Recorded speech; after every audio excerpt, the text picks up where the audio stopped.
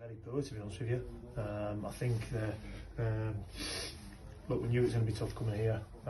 We knew it was what we were going to come up against. We knew the ball was going to get loaded into our box, things like that. But I thought the boys stood up to every challenge going. I think obviously we've come away with the win. I think we probably had 2 or 3 other opportunities to kill the game off. I think obviously Scott is unlucky, gets one just off the line, and the goalkeeper makes a good save. Greg goes across goal, keeper makes another save, and even in the dying seconds, Riggy should have a 2-on-1 penalty. So look, we stood up to the challenge that was thrown at us. We knew it was going to be tough. They're a big physical side with a major threat from throw-ins, which was there to be seen by everyone today. But like I say, to come down here and get a 1-0 win, I'm over the moon with it. Yeah, it seems a long time ago now, doesn't it? Such a great start to the game now.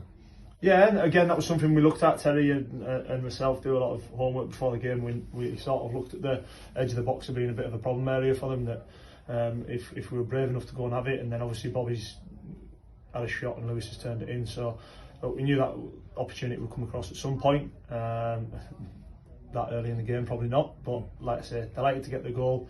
And then obviously, like I say, we weathered anything that they threw at us. I presume you'd looked at how they were going to play before the game. Yeah, we did. I spoke to a couple of people that have been and watched them, and we knew it was going to be tough. We knew it was going to be physical. We knew they were going to throw the ball into our box at every opportunity and load the ball into our box, because there's no illusions. We know for a fact that teams look at us and say that, yeah, we're a good footballing team, but we can be bullied a little bit, and we can't, because you've got the likes of Sam Smith, Goose and Scotty Al, Connor Tinians, all them boys in there fighting for everything. Lewis Riley coming back, Ruben Jerome coming back, doing his job in the defensive box.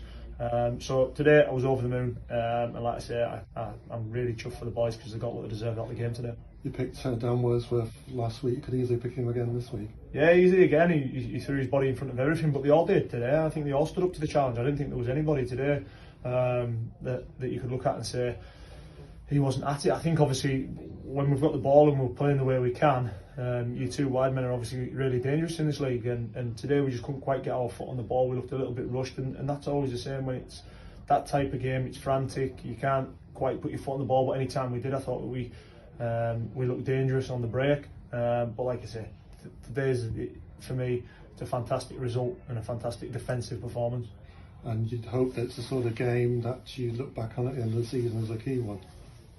We don't look too far ahead. We don't look behind us now. We've now got to focus on Bootle next Saturday, which will be a tough game. We won again today, so we know how tough this league's going to be to get out of. We just want to concentrate on everything we're doing and churning out results. That's us now. I think it's 1 defeat in 13, and we need to make sure that we just keep doing that and looking after ourselves, because if we start looking at other things, trying to look too far ahead, that's when we'll shoot ourselves in the foot.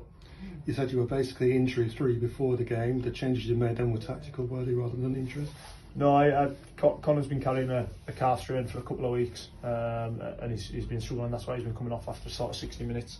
He's been really struggling to get through games, and I just felt today, with a full strength squad, I could probably give him a chance to sort of see if we can settle it down, and fingers crossed. Obviously, he's had no training this week.